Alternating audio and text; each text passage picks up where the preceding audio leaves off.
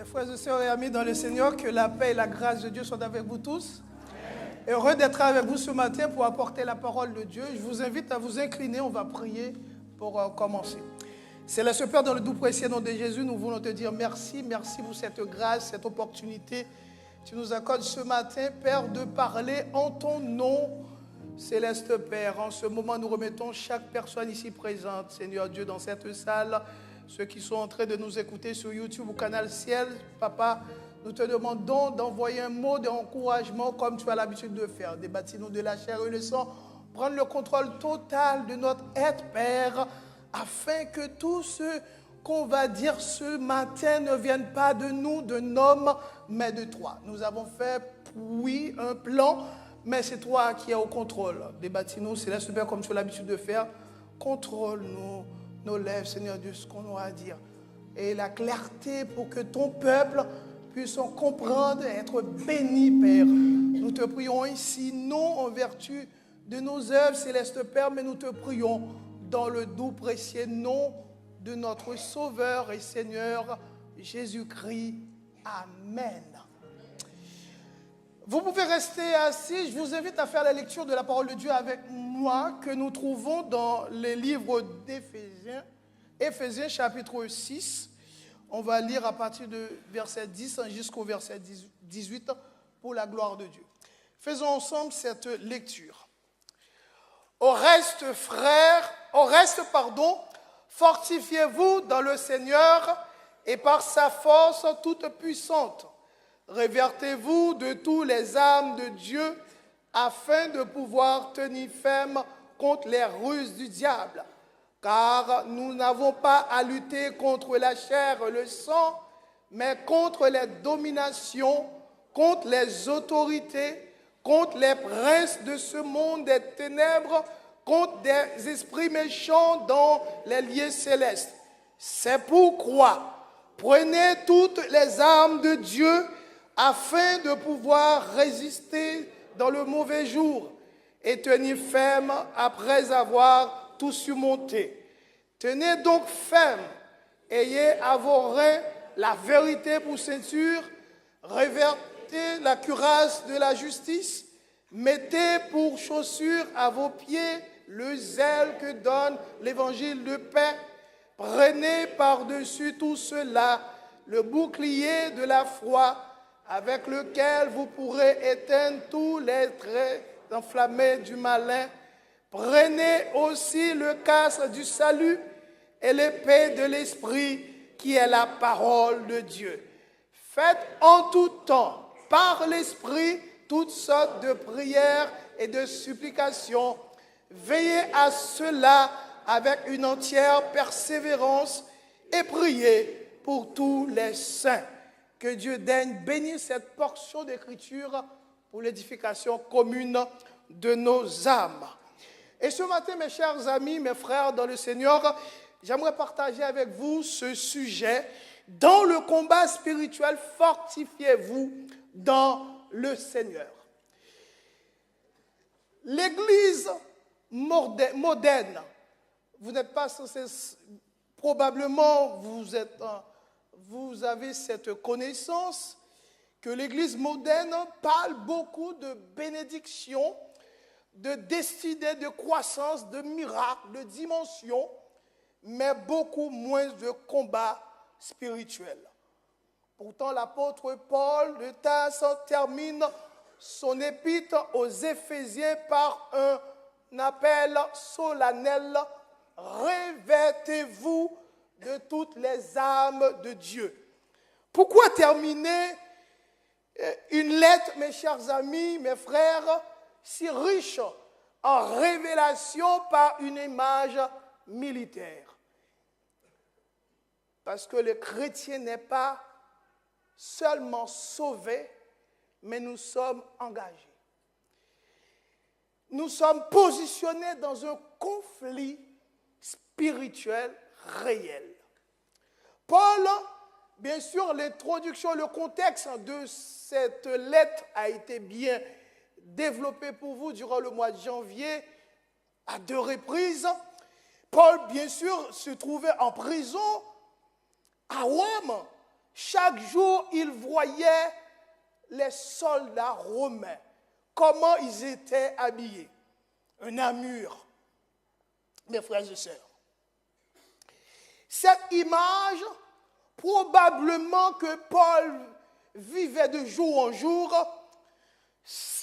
développe en lui ce qu'on appelle une réveil spirituel, d'où il a écrit cette lettre, bien sûr, aux chrétiens d'Éphèse, une ville qui était marquée par l'occultisme, que vous trouvez bien sûr dans Actes des Apôtres chapitre 19, le culte d'Artémis et les pratiques magiques. Du coup, les chrétiens d'Éphèse avaient une bonne connaissance de la magie du monde spirituel, d'où ils invitent, bien sûr, à faire ce combat qui n'est pas humain, mais un combat spirituel. Ils comprenaient très bien, les chrétiens d'Éphèse, très bien la réalité de ce monde spirituel. D'où ce matin en introduction, bien sûr, que je voudrais développer avec vous, c'est que la réalité du combat que nous trouvons dans les versets 10 à 12. Fortifiez-vous dans le Seigneur, que Paul introduit signifie encourager ou renforcer sa confiance et sa foi en Dieu par Jésus-Christ. Toute notre capacité, nos efforts, ce qu'on peut faire, nous devons comprendre que de par nous-mêmes, on ne peut rien faire, mais s'appuyer sur Christ, seulement Christ. Puiser sa force, notre courage, notre stabilité spirituelle, surtout face aux épreuves et aux défis de la vie.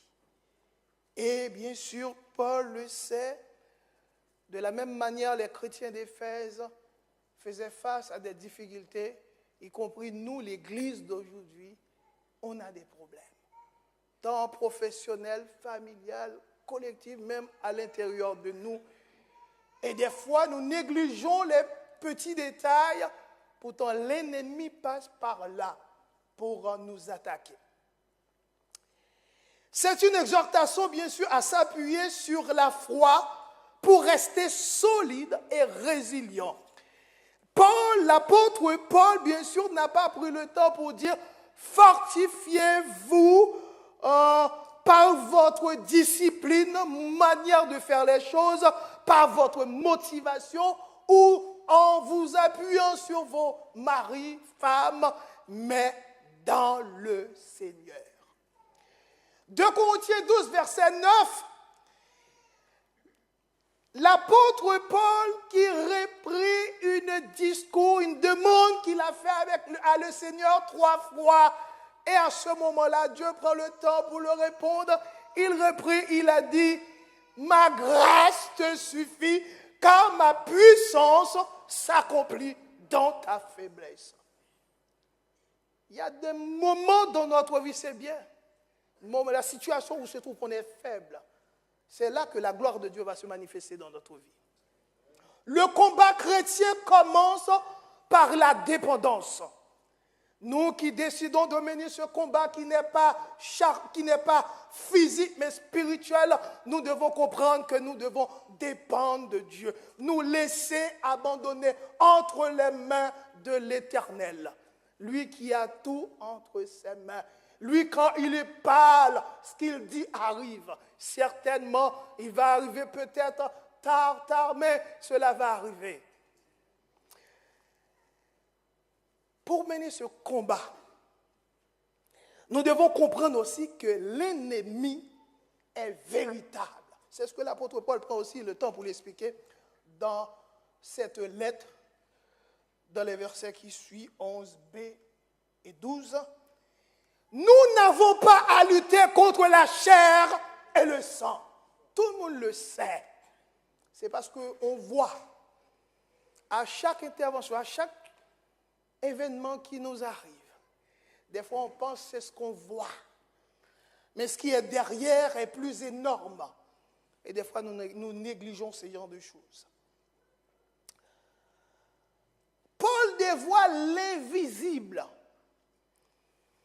d'où il énumère, nous n'avons pas à lutter contre la chair et le sang, mais contre les principautés, les puissances, les autorités des ténèbres.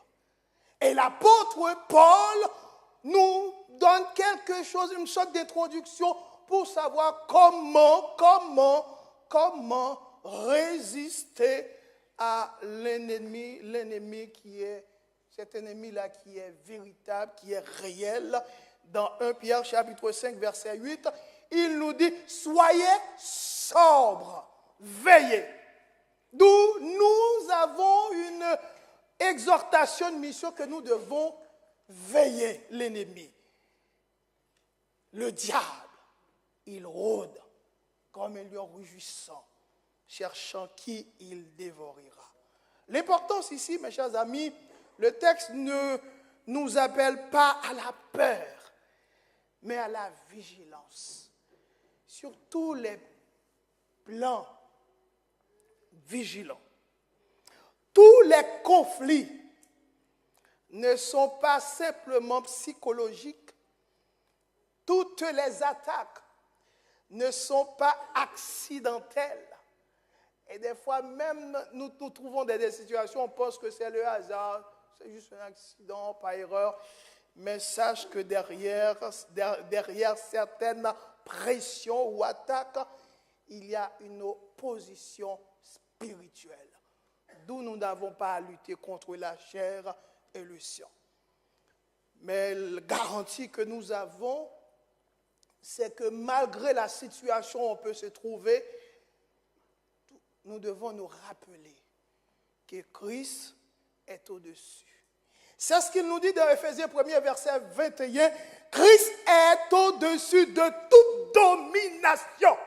Là où l'apôtre Paul nous dit, nous n'avons pas à lutter contre la chair et le sang, mais contre les principautés, contre les princes des mondes des ténèbres. Mais là, il nous dit dans l'Éphésiens 1er que Christ est au-dessus de toute domination.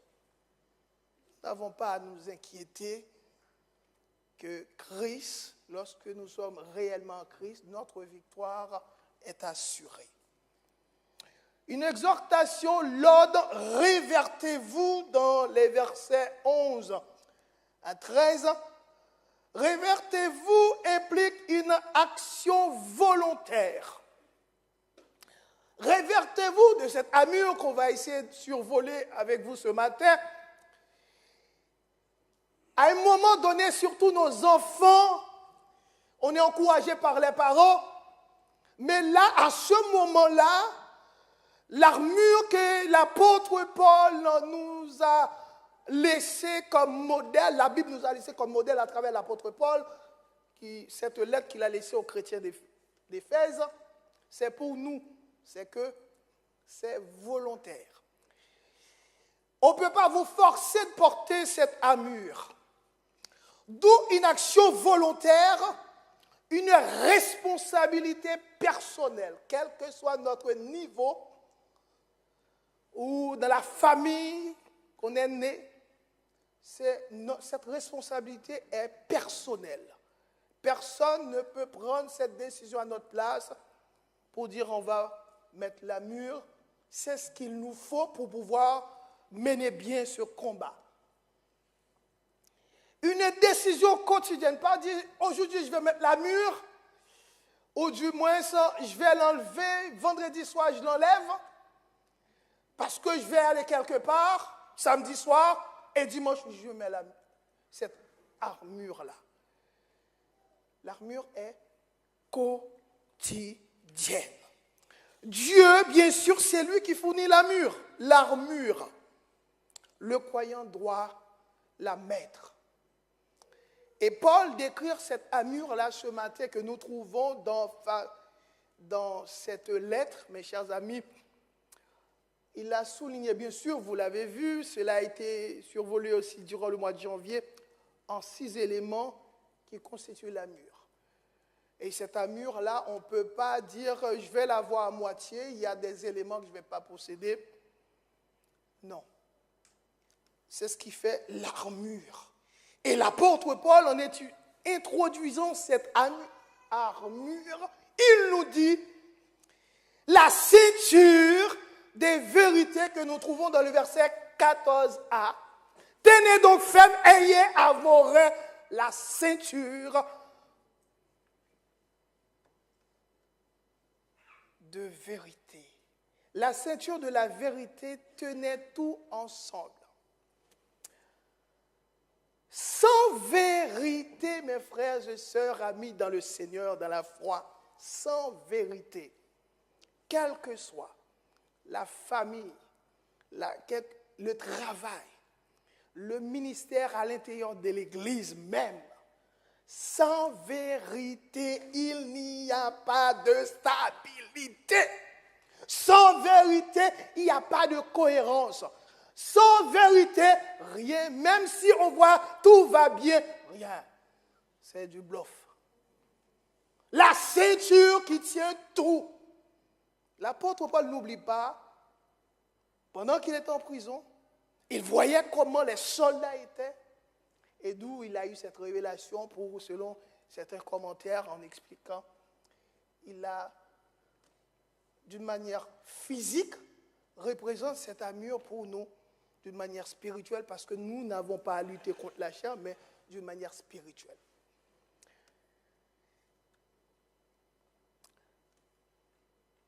Pas de stabilité.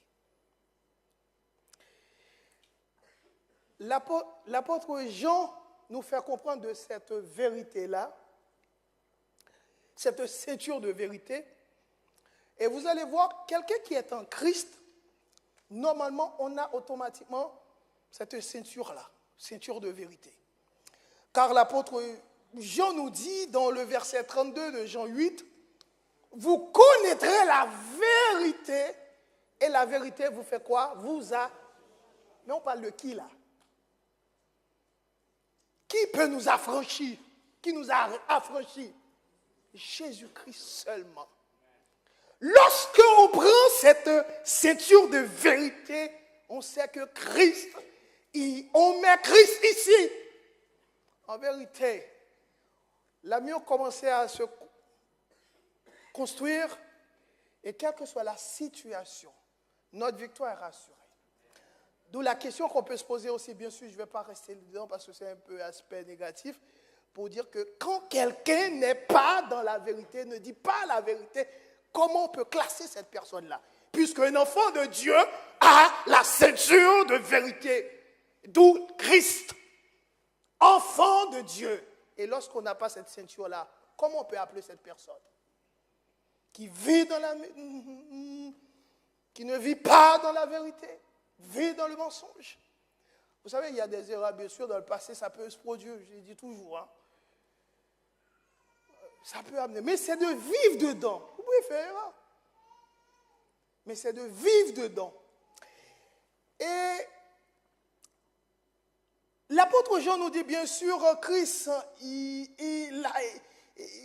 vous connaîtrez la vérité vous en franchira. Il ne s'agit pas seulement de connaître des doctrines, connaître la Bible par cœur, bien parler, bien s'exprimer, avoir un doctorat en théologie. Non, mes frères et sœurs, mais c'est de vivre dans l'authenticité. Lorsque quelqu'un, la personne voit qu'il y a une sorte d'authenticité réelle, naturelle, sincérité en nous. D'où le mensonge. Lorsqu'on n'est pas dans la vérité, on n'a pas, on peut dire, le premier élément de cette armure,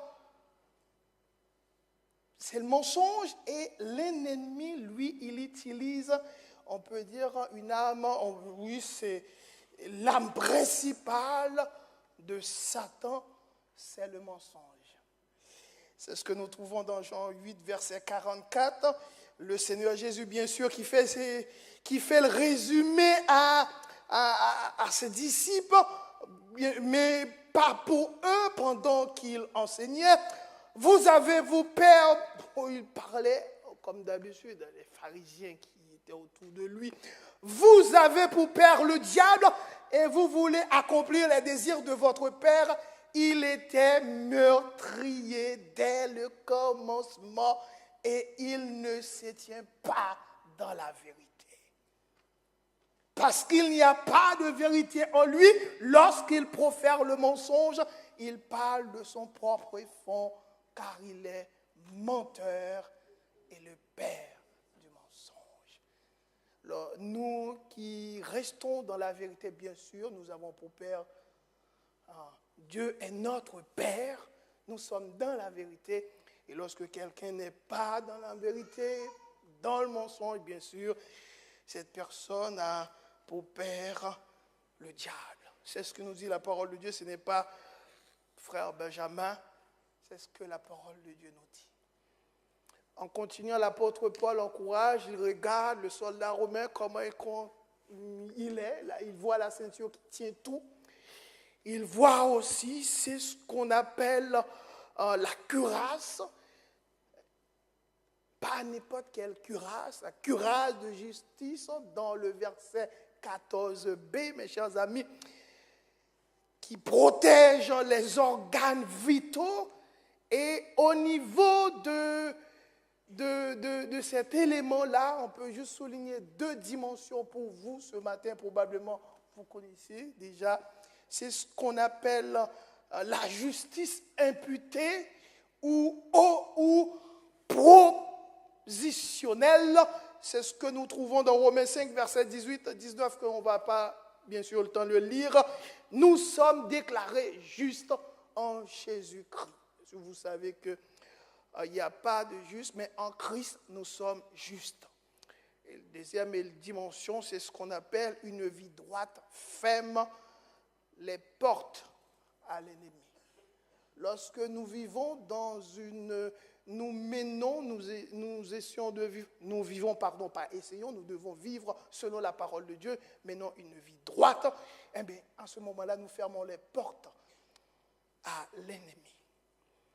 Parce que si on n'a pas de justice, s'il n'y a pas de justice en nous, on ouvre la porte.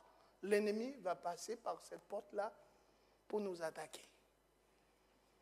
Et la justice doit opérer en nous en toute sincérité, quel que soit l'endroit où on travaille, dans le ministère. On constate les choses, on voit la vérité. Je pense que je l'avais signalé ici ou ailleurs, ou sur l'une de mes vidéos. Il faut être honnête. Mon fils, t'as tort. Ou chérie, ma femme, mon mari, t'as tort là, t'as tort. Tu n'aurais pas dû agir ici, même si on ne le fait pas en public, mais en privé à deux. On ne prend pas parti. On est enfant de Dieu, le soldat et l'armure de la cuirasse de la justice doit être en nous, mais d'une manière spirituelle. La justice doit faire partie de notre vie. Et le prophète Ésaïe, je ne vais pas trop aller beaucoup pour dire que je vais faire toute la Bible, hein. Juste pour prendre un peu d'exemple. Le prophète Ésaïe nous compare l'Éternel en disant Dieu lui-même porte la cuirasse de la justice, dans Ésaïe 59, verset 17, pour vous dire que nous qui sommes chrétiens, nous sommes appelés à vivre comme un modèle. Le sujet qu'on a eu quelques années de cela aussi, un ambassadeur, nous devons avoir cette cuirasse, la cuirasse de justice. Pas de préférence parce que je t'apprécie ou parce que tu es de ma famille, mais on doit être juste. Et aussi au niveau de la cuirasse de la justice, il y a ce qu'on appelle, mes chers amis, des éléments aussi qui peuvent affaiblir cette protection-là. C'est ce qu'on appelle une vie de compromis. Moi, j'estime que c'est toujours des rappels pour nous. Dieu fait grâce ici. Nous restons toujours dans la parole de Dieu. Vous connaissez déjà. C'est qu'une vie de compromis affaiblit la protection. lorsque nous vivons, nous faisons des compromis à gauche, à droite, nous affaiblissons cet élément qui doit faire partie de notre armure. Une vie de compromis affaiblit la protection. L'apôtre Paul continue pour encourager les chrétiens d'Éphèse qu'ils doivent mettre les chaussures du zèle de l'évangile que nous trouvons dans le verset 15. Parce qu'en voyant les soldats romains portaient, bien sûr, c'est des formes de sandales qu'ils avaient cloutées, qu'on dit. Je pense que sur les réseaux sociaux, si vous tapez la mûre, nous, on ne voulait pas trop faire ce genre de démarche pour vous. Vous allez voir comment constituer la mûre, bien que je sais que vous savez déjà, et qui permettait aux soldats d'être stables, qui donnait une stabilité. Paul parle ici de la paix que donne l'Évangile, la paix que donne l'Évangile. Romains 5, verset 1er, étant donc justifiés par la foi, nous dit l'apôtre Paul aux Romains, étant donc justifiés par la foi, nous avons la paix avec Dieu par notre Seigneur Jésus-Christ. La paix avec Dieu donne stabilité face aux attaques de l'ennemi. Bien sûr, on a le temps de souligner comment l'ennemi nous attaque, mes frères et sœurs. Et bien sûr, ces attaques-là n'ont rien à voir d'une chose. On peut voir, c'est une personne qui va venir en face de nous. Non, c'est réellement spirituel. La paix avec Dieu donne stabilité, quel que soit ce qui peut arriver dans la famille, dans la société, partout. Lorsque nous, on est en Christ, on est en paix. Ce qui se passe dans le monde, ce n'est pas sans raison que Jésus-Christ, avant de partir, a laissé des mots de réconfort à ses disciples en disant « Je vous donne ma paix, par la paix que les hommes donnent. » C'est pour cela qu'actuellement, il y a des problèmes partout dans le monde.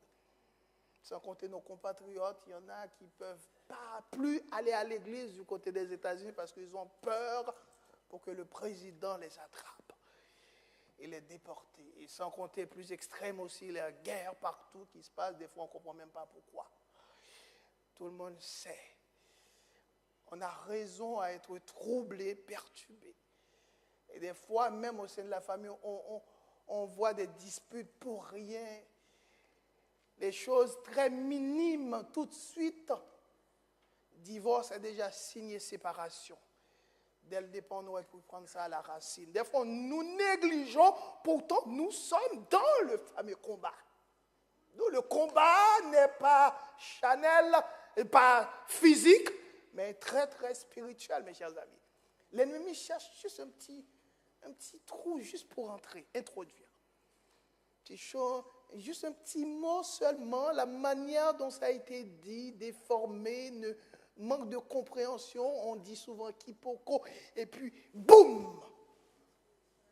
Mais que Dieu nous fait grâce, nous fait ce rappel-là que l'apôtre Paul nous laisse, l'écriture que nous avons, comme nous centrons sur la Bible, en disant, faites attention que, oui, il peut y avoir des problèmes, mais nous avons déjà la paix, car Christ nous a donné la paix avant même son départ.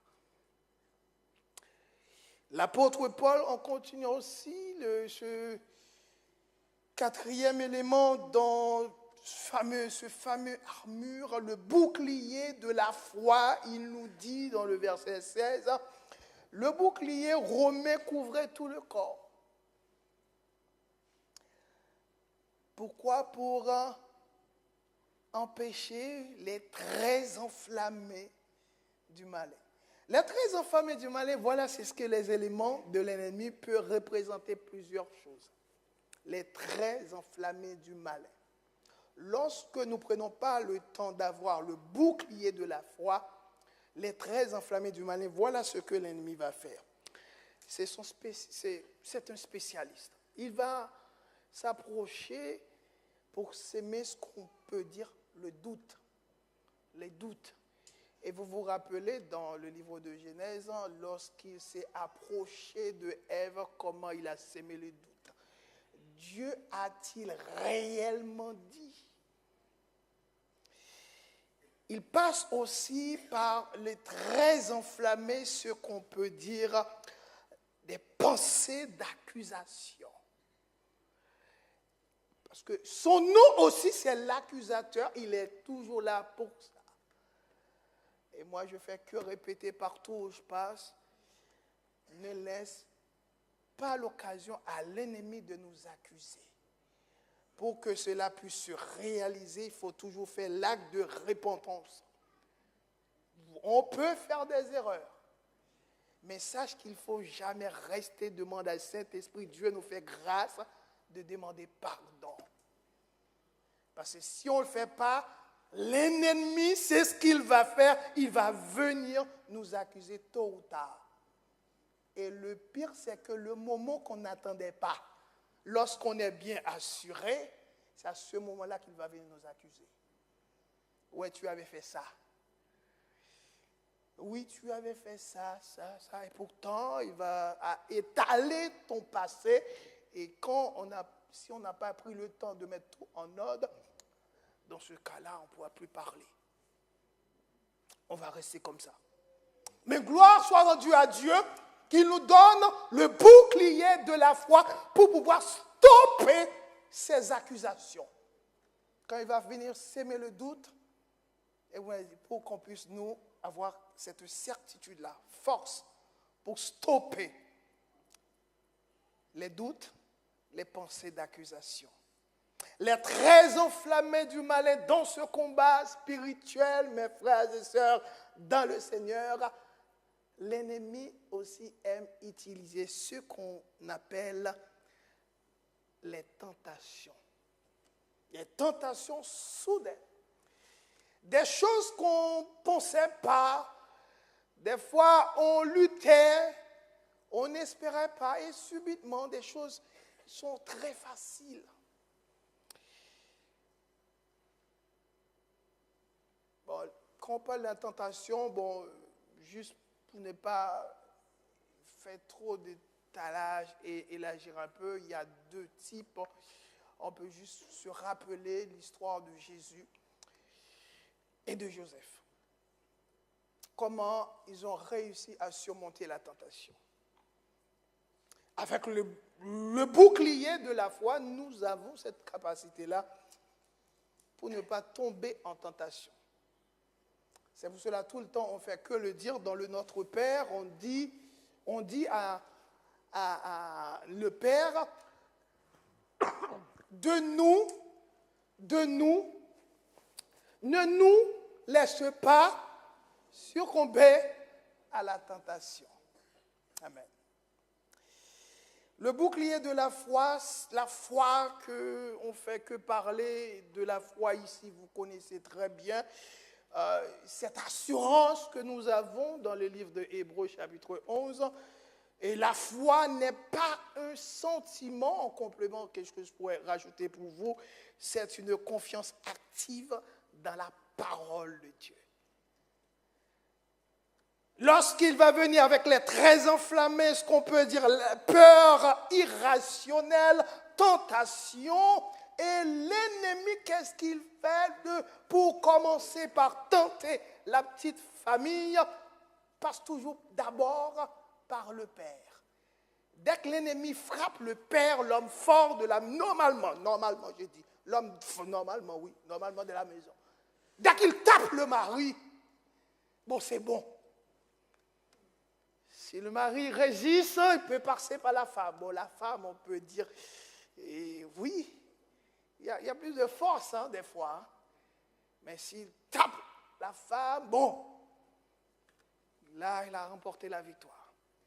S'il tape le mari, essaye de taper le mari, il n'a pas réussi. Il tape la femme, il n'a pas réussi. Et là, c'est là que vous avez compris l'étape. Il va passer par nos enfants. Oh oui, il sait très bien Et des fois, on ne réalise pas. Moins de petites choses. Incompréhension. Des fois, il frappe fort. Et quand il frappe, il passe par l'enfant. Et des fois, malheureusement, on s'enflamme. Les parents, là, on entre humainement parlant, on s'enflamme. On n'accepte pas la situation. Des fois, on néglige, on sait. Pour nous, c'est pas normal.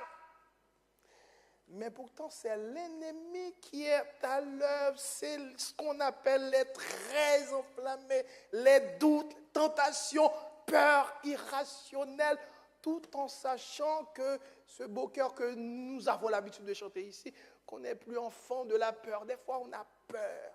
Peur de la situation, peur de ce qui arrive l'autre. Peur de ce qui arrive à la famille de l'autre. On a peur. Pourtant, Dieu nous fait grâce. Cette lutte-là, bien sûr, n'est pas physique, mais spirituelle. Et lorsque nous avons l'armure, les éléments qu'on est en train de rassembler pour constituer cette armure que l'apôtre Paul nous a laissé, le bouclier de la foi, cette ferme assurance, une confiance active dans la parole de Dieu. Je n'ai pas à m'inquiéter, quelle que soit la situation qui arrive dans notre vie. On sait ce que Dieu a dit dans sa parole pour nous. Il nous a déclaré justes en Jésus, saints en Jésus Christ. Puisque nous sommes en Christ, je n'ai pas à retourner pour faire la différence, bien sûr.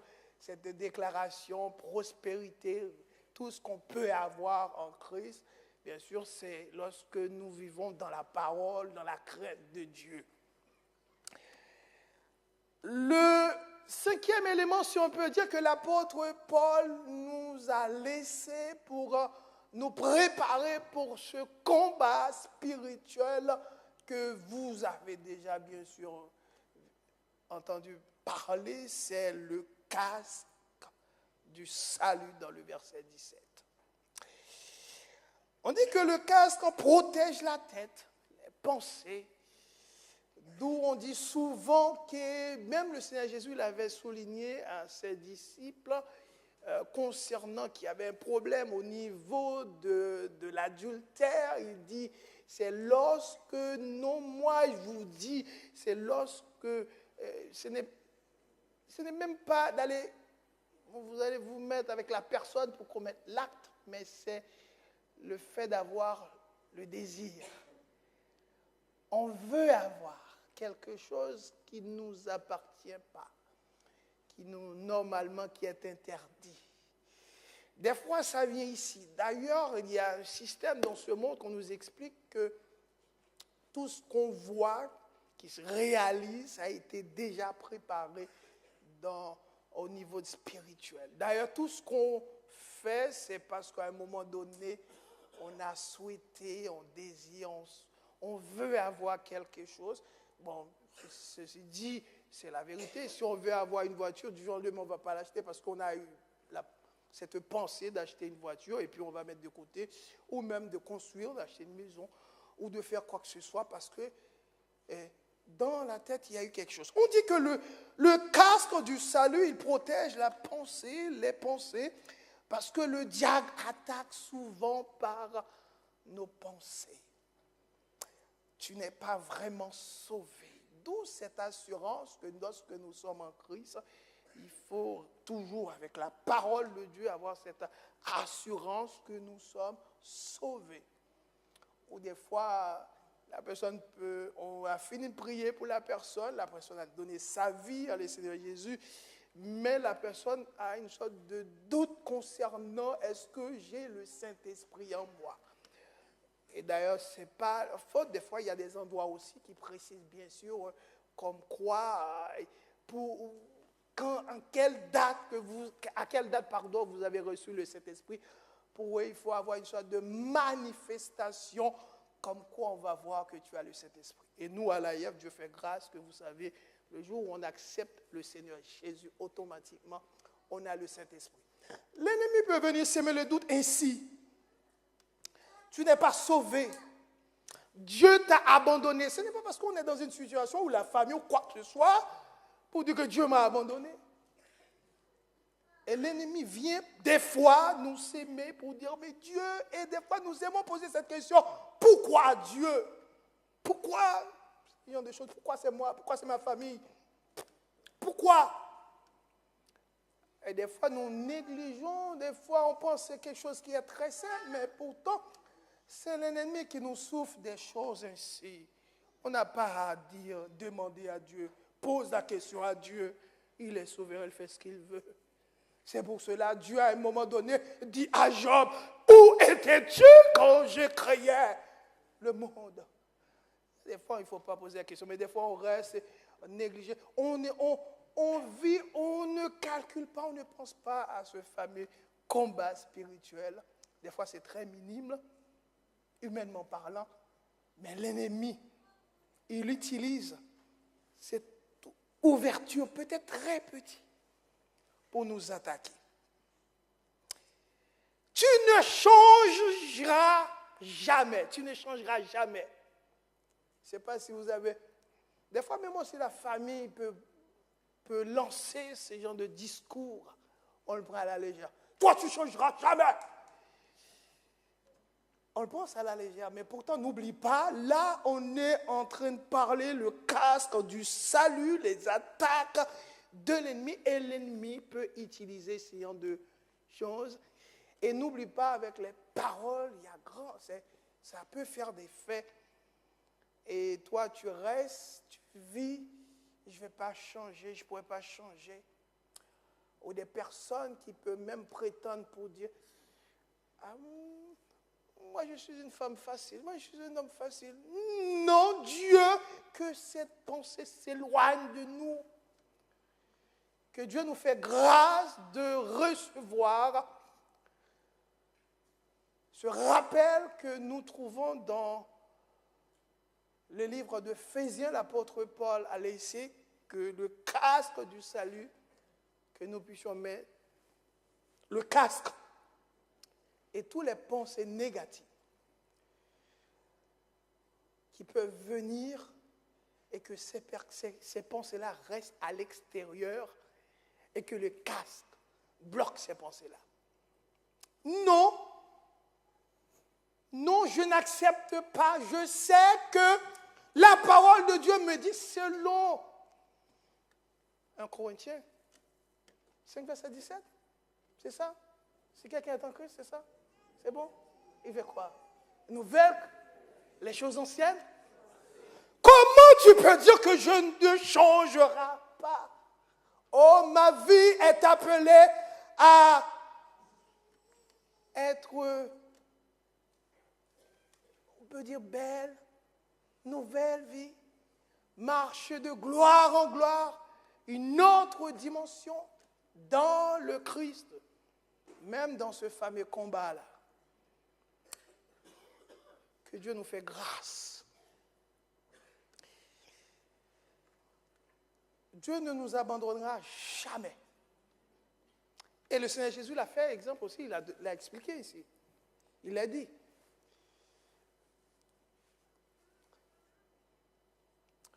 Jamais on sera abandonné. 1 Thessaloniciens 5, verset 8, l'apôtre dit le casque de l'espérance du salut. L'assurance du salut stabilise l'âme.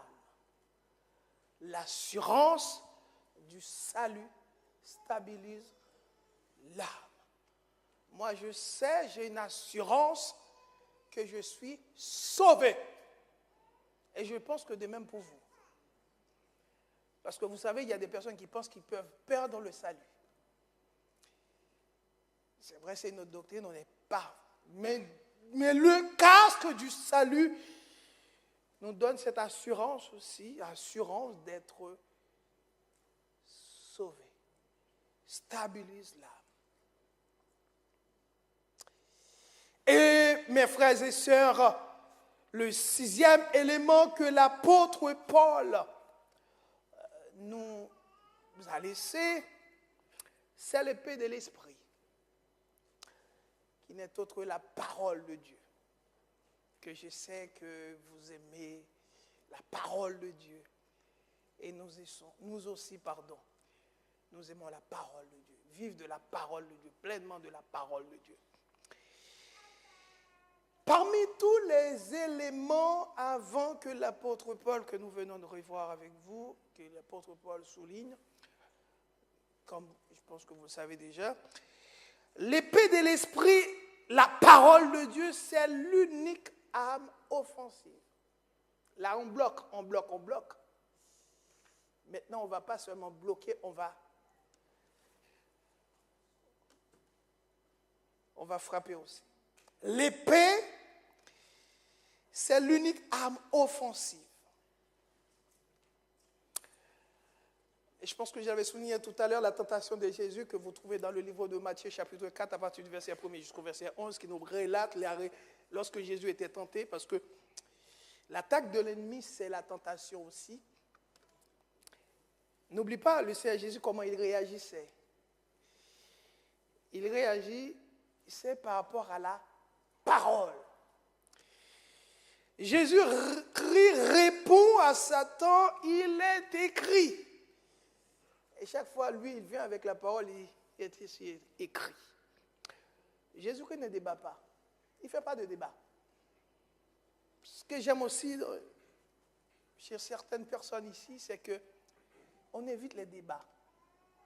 Surtout si on voit que l'opinion, la vie n'est pas pareille. Cela, selon moi, je prends pour moi, ne sert à rien de débattre avec la personne. Même si on est au lycée, nos jeunes, aux facultés, aux stages, si ton ou ta camarade te dit que le Seigneur Jésus, c'est un prophète, et surtout pas, n'est pas essayer d'entrer dans les débats avec eux. Ce n'est pas quelque chose qui vous fait peur. Non. Christ n'a pas fait des débats avec Satan, il reste la parole. Il y a des discussions, ça ne sert à rien. Parce qu'un bourgeois, à force de parler, il dit oui, et lui, il a ses doctrines à lui. Un beau jour, tu ne sais pas ce qui peut arriver. Il va venir à l'école. Du coup, mes enfants, je vous dis, ça ne sert à rien d'essayer de convaincre la personne. L'apôtre Paul, pour terminer cette lettre, n'oublie pas, enfin, dès le départ, au reste, enfin, fortifiez-vous. Le Seigneur Jésus déclare avec la Bible, il déclare les paroles, mais l'apôtre Paul nous encourage non seulement de prendre l'armure avec tes différents éléments, faites attention pour qu'il n'y ait pas de trous au niveau du casque ou la vérité ou la justice, qu'il y a des failles. Mais il nous dit que la prière est importante dans ce passage-là. Parce que vous savez, dans le verset 18, la prière, il représente, c'est la respiration du soldat. Faites en tout temps par l'Esprit toutes sortes de prières et de supplications. Dans ce fameux combat spirituel que nous devons, le combat est permanent, tout le temps. Même si on ne prête pas attention, on est là, on ne sait pas ce qui est en train de se passer.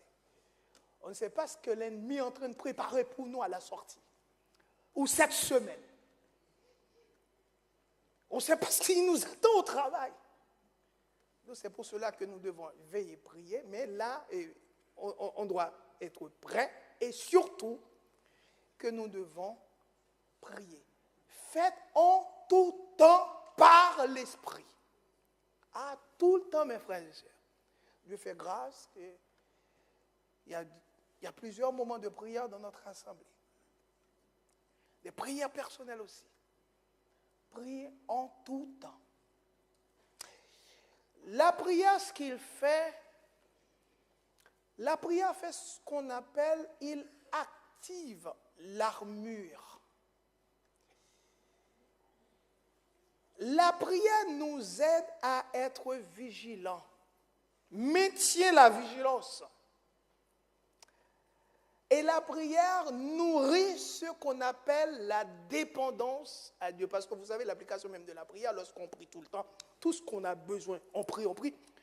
C'est comme un enfant. Tout ce que l'enfant a besoin, il vient voir papa, il vient voir papa, il vient voir maman.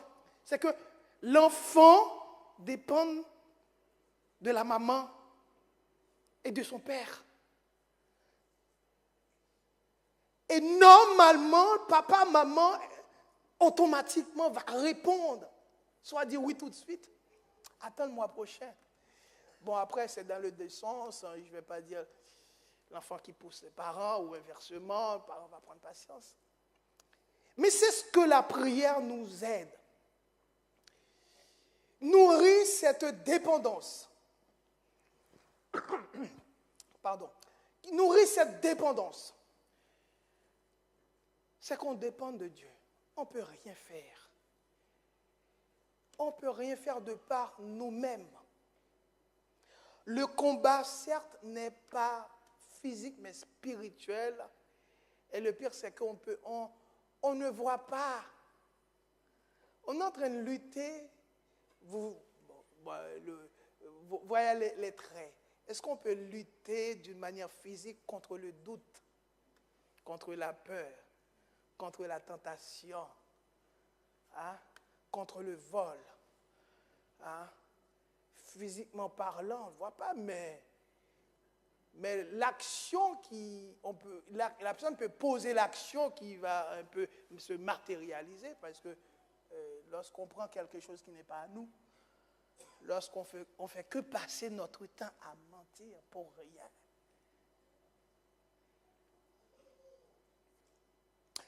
Philippiens 4, versets 6 et 7, toujours l'apôtre Paul.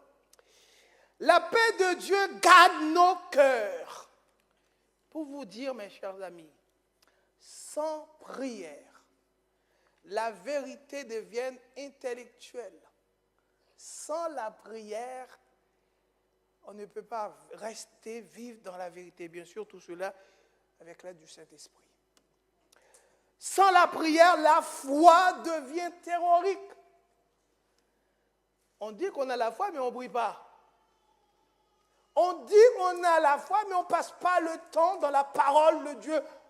Bien que vous le savez autant que moi, l'augmentation, dimension de la foi, grandir, atteindre une autre dimension, vient quoi de la parole de Dieu. Il faut juste continuer à lire et rester dans la parole de Dieu. L'épée reste dans le fourreau sans la prière. Sans la prière, l'épée, on ne peut rien faire avec la prière.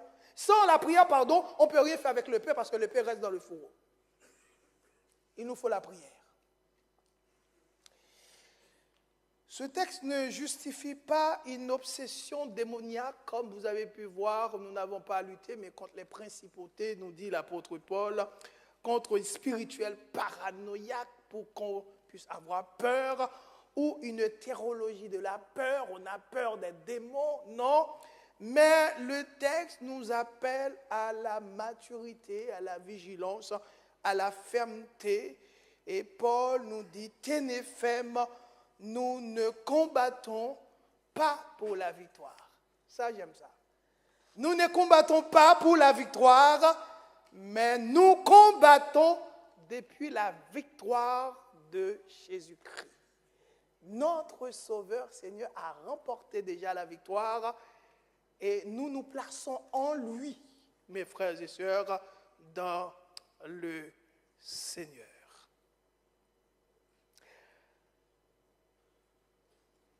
Nous n'avons pas à lutter contre la chair. Nous n'avons pas à lutter contre ce qu'on voit. Paul répète, tenez ferme. Y a-t-il un domaine, si on peut examiner dans notre vie, où notre armure est faible, soit la vérité, il n'y a pas de justice en vérité, où on a un doute au niveau de notre foi, notre pensée. Et pour moi aussi, nous devons développer une vie de prière. Les soldats combattaient en unité aussi, parce que normalement, Paul en prison, il prend le modèle d'un soldat bien équipé. Il voyait aussi l'unité qu'il y avait. Je ne sais pas, il y a des films qu'on regardait, bon, on ne va pas faire trop de personnalité des films, comment les soldats marchaient ensemble, s'unissaient ensemble. Pour attaquer, ils étaient ensemble. D'où l'essentiel, on va juste pour qu'on puisse faire la conclusion de ce matin, c'est que nous devons rester unis. Le combat n'est pas physique et spirituel. Fortifiez-vous, on va s'appuyer sur Christ, mais nous devons rester ensemble, dans l'unité. Je prie pour vous, vous priez pour moi. Lorsqu'on ne voit pas l'autre, on voit la famille de l'autre a un problème, est dans une situation, on prie, on reste dans l'unité. Parce que l'un des éléments qu'on peut rajouter dans les traits enflammés du malin, c'est ce qu'on appelle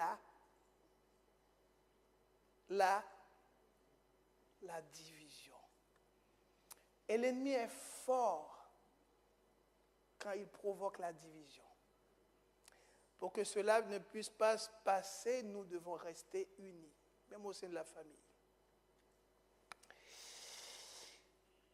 Le chrétien n'est pas appelé à fuir, il est appelé à tenir ferme. Romains 13, verset 12, révertons-nous les armes de la lumière. Un soldat ne choisit pas ses batailles, mais il choisit d'être équipé.